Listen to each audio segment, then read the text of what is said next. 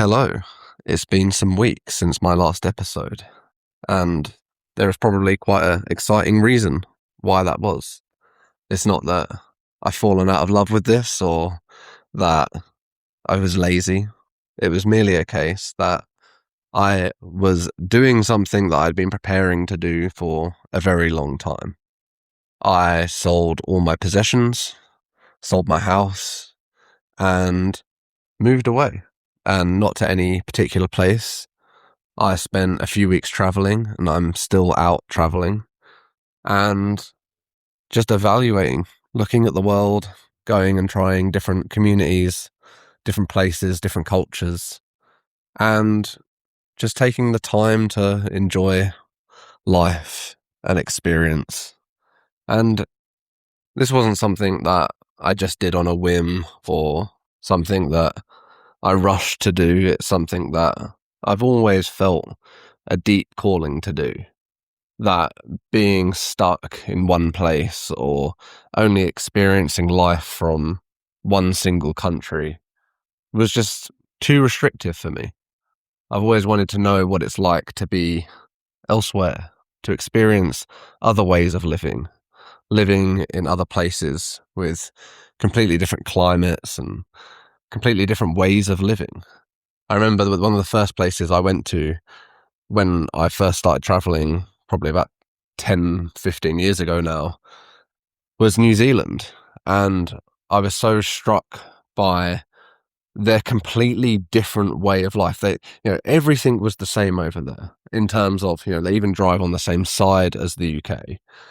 It's not like Australia where there's creepy crawlies everywhere. It's somewhere where there's actually very little that is dangerous.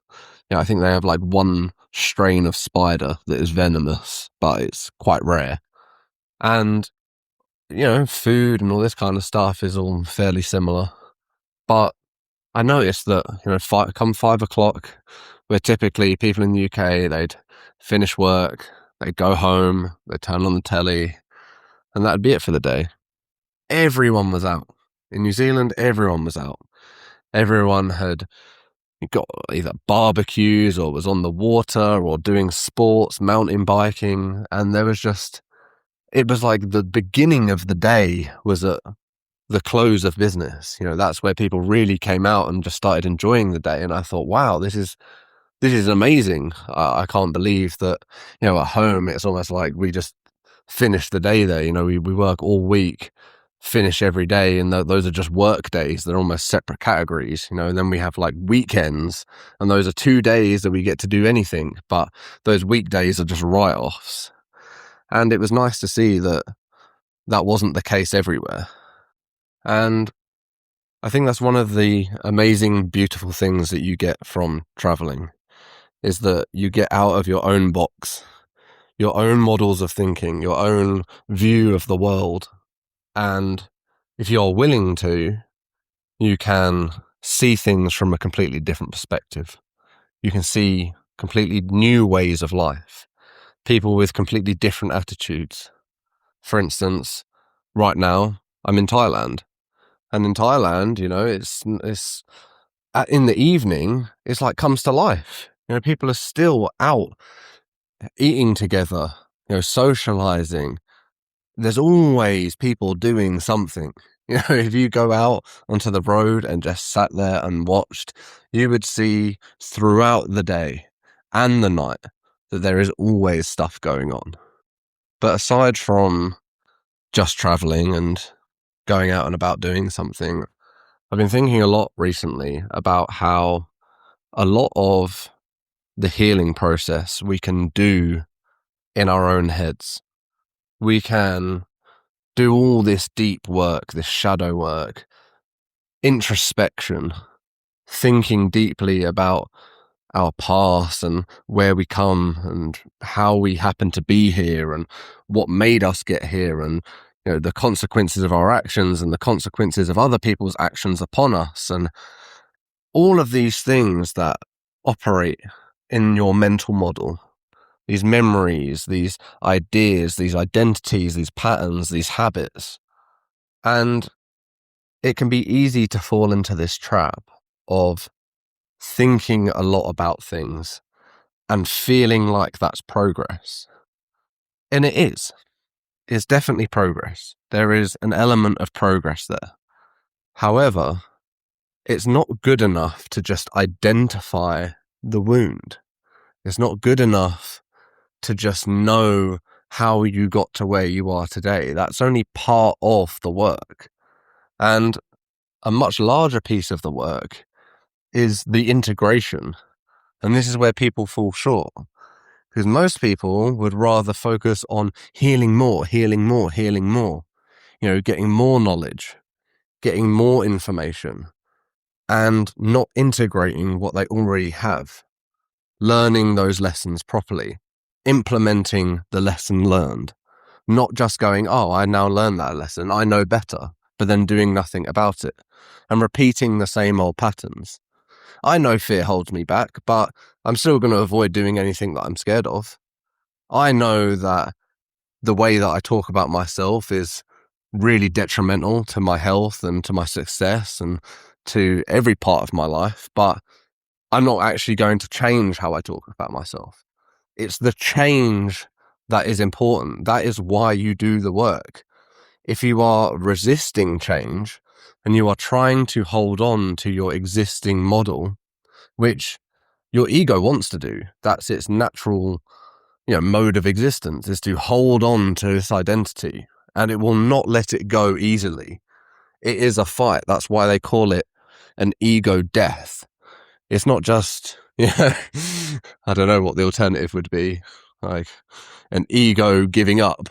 It's not. It's a death. You must kill it. It is a battle. It's something that you must fight and win in order to advance. And there is not just one ego death. You're not just killing one ego. You're just killing a identity. You're killing a version of yourself. And in that, you will form a new version and a new version and a new version. And the more you get to know yourself, the more you'll realize that you don't know anything about yourself. And you will form a new version. And then you'll have to get to know that. But the important part is the change. It's ensuring that you are implementing what you learn. And I think I got to a place where I had learned a lot, and it almost felt like my whole model of existence had to change. My whole life had to change, and I knew this. But, I had all these responsibilities, I had business to run, I had a house to pay for, I had all of these things. And at some point, I knew that I was going to have to let it all go. That it was holding me to a version of myself that I had outgrown. And that is the cause of depression. That is what makes you depressed, is when you have something or yourself and it is holding you to an old version of you where you really know better now, but you're still playing the same character. And that's where you become depressed. You know that you're unhappy, but you tell yourself, oh, it's okay. I'm okay. It's not that bad. And all of that strengthens the ego and weakens your willingness to change. You convince yourself that it's okay to be this version of you.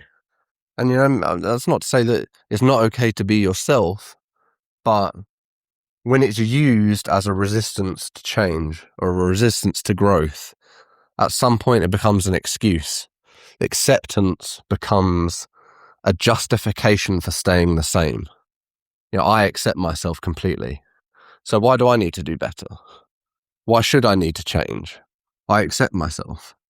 But that's not really acceptance. That's something different.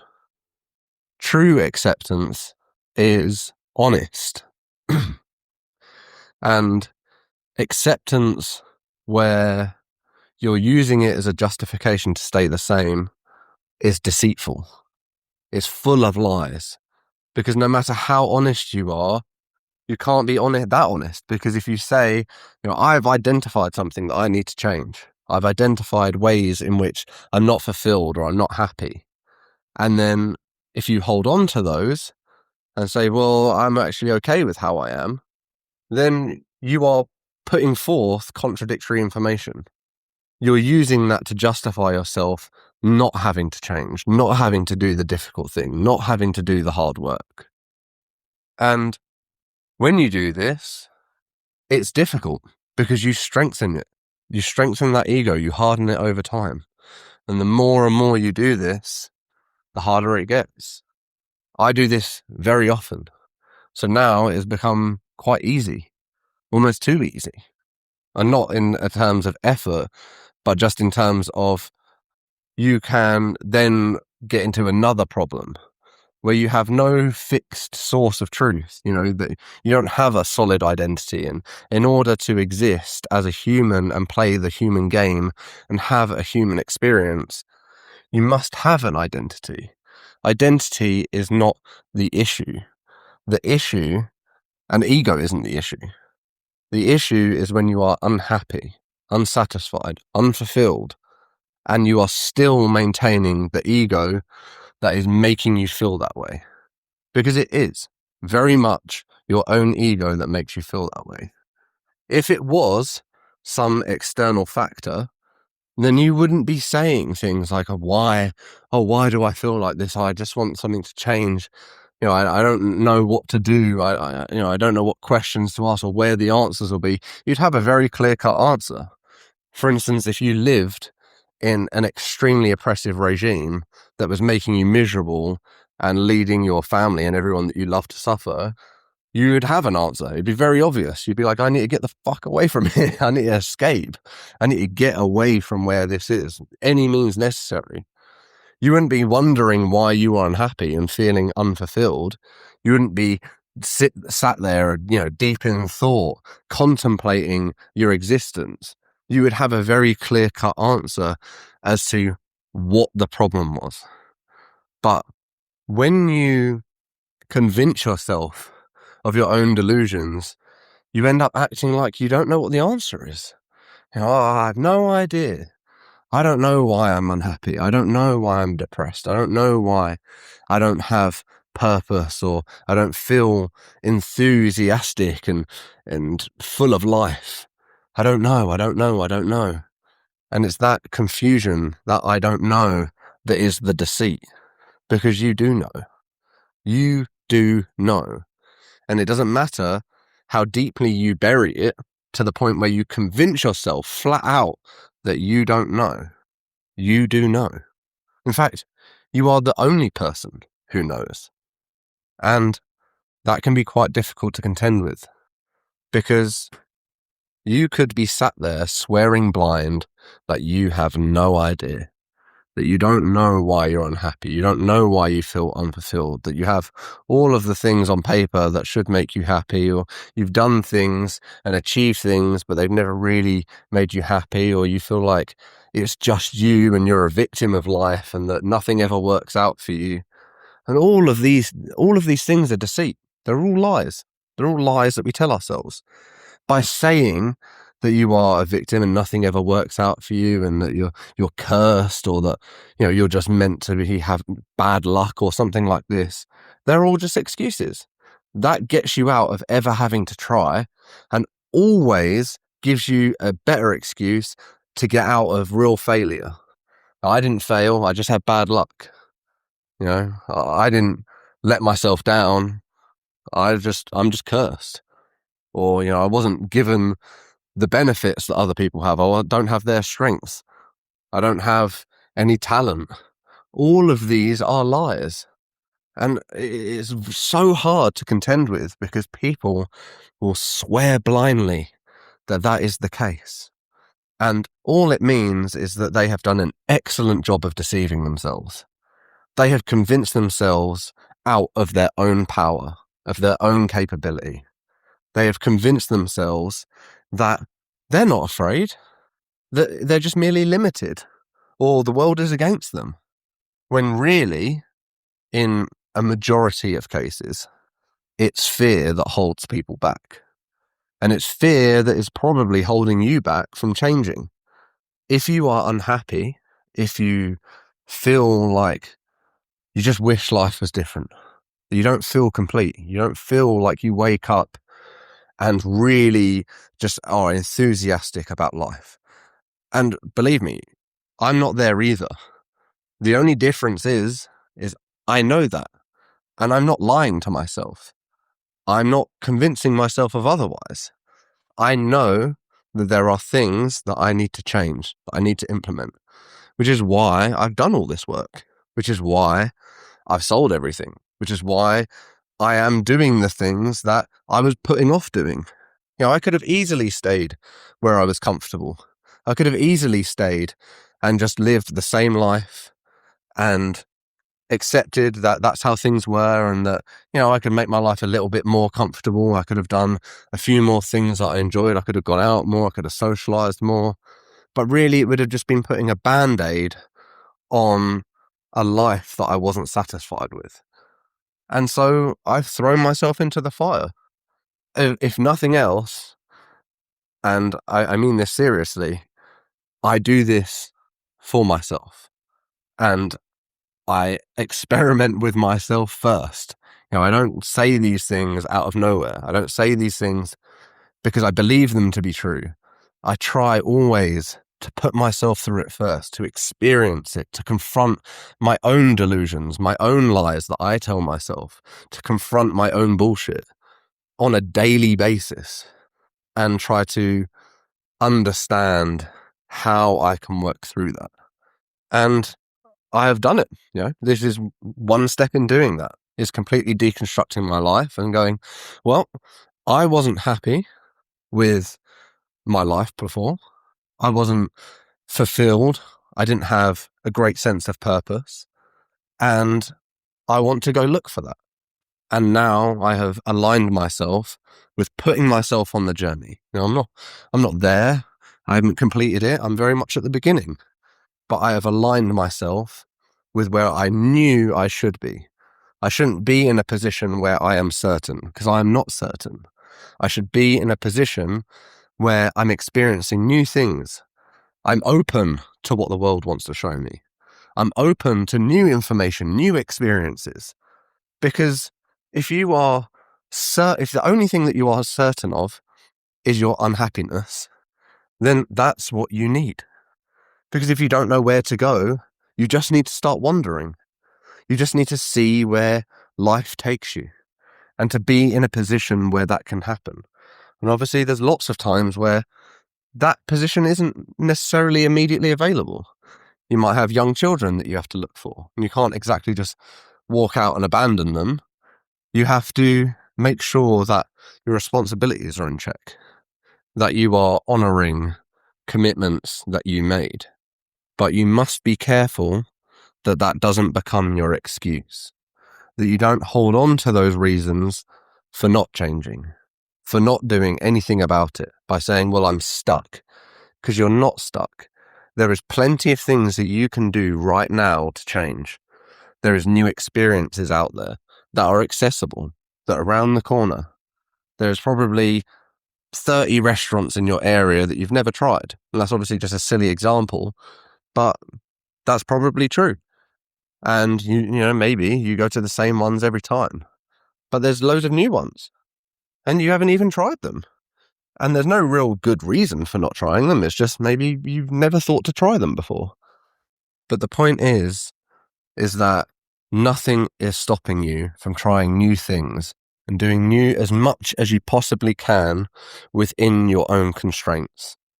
To put yourself out there, to do things that scare you, to prepare for when change is possible, for when your circumstances change.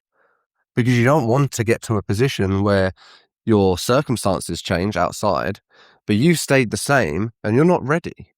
So by the time that it comes, you're then all of a sudden in a fluster. You don't know how to be that person. You're not prepared. You're not ready for that change. Whereas if you are in a position now where you can't necessarily make drastic changes, you should at least be preparing for when the time comes that you can. And even then, I'm more saying this because I know that the rebuttals will be there. That people will say, I can't change. When really you can. And even like having kids, having a partner, having a family, having a job, all of this stuff, you owe it to those people. You owe it to those people to change, to pursue yourself, to seek to align as closely as possible with your highest self, your highest good, to live as honest to yourself as you possibly can. And if something is preventing you from living honestly, then it's likely either an excuse or you haven't gone far enough into the truth yet. For instance, you could blame your kids and say, well, they stop you from going and traveling and doing all this exciting stuff, but probably you don't do anything new at all. You could easily take up an evening class once a week, or, try and learn a new language or anything out of your comfort zone. Go and try stand-up comedy. Go stand up on a stage in front of a crowd of strangers and then see how comfortable you feel.